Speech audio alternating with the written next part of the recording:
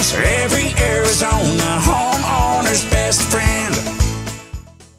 Let's talk a little bit more about different materials you can use for a raised bed garden. Because, like I said, the railroad ties wasn't really anything intentional. It was just something that went up for sale, and I'm like, hey, I know what I can do with those. Yeah. It's like, hey, I got material available. That's great. Yeah.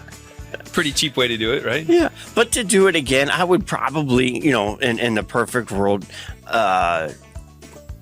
the pavers that are actually kind of designed that they kind of slope back. Each layer is just slightly offset behind the next one. Yeah, we call them kind of castle blocks. So it's a castle block, the overlapping ones. Yep. I would do something like that, but in a keyhole style pattern. Uh-huh. And eventually one day I probably will build one like that. But let's just go through the basic materials, like the pros and cons of wood. Because there are a lot that I've seen, and it's an easy thing to do. You go to Tractor Supply, sells the metal stock troughs for watering that are fairly inexpensive. See those a lot. It's a much hotter material, but does that matter? Well, and the thickness of the material can matter based on how much space you can grow in. So regardless really of the material you use, my general rule is you don't want to plant closer than 6 inches from the outside edge, just to create enough thermal barrier between your plant and the outside surface. And so even if I'm using like a Vigo bed, which is a very thin walled, or like those water troughs, I mean, the Vigo bed is kind of like it's a water trough with no bottom on it, which is great for doing a raised bed, right? And then those are powder coated and sealed and stuff, so they're really nice, made specifically for doing raised beds. Very inexpensive, very malleable. You can make a lot of different shapes out of them. I mean, that's kind of a new trend going on right now. But with those, I still don't recommend planting within 6 inches of that outside edge, just to create that thermal barrier. Now, if I'm using those castle blocks like you were talking about, those things are about a foot thick already, or 8 inches.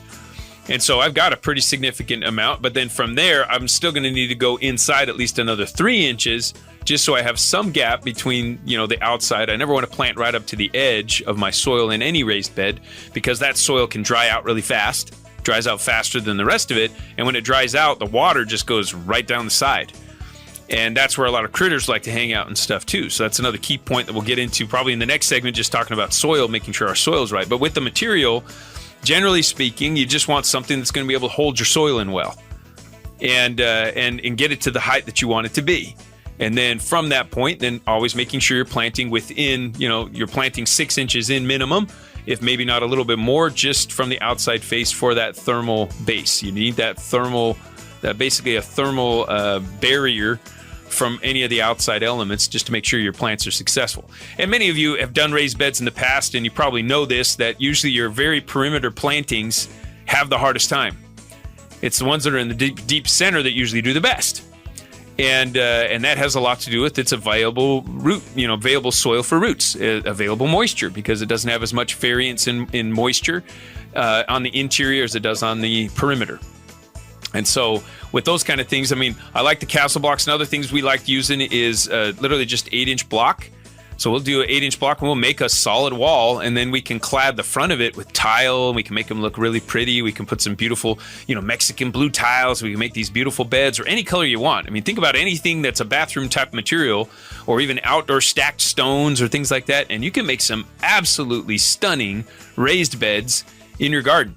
A true feature to your garden, seat walls and everything, and they don't even have to know that it's supposed to be only for growing garden, food, right? It can be a true masterpiece in your garden. So don't limit yourself to these traditional raised bed materials just because you think that's the way to do it.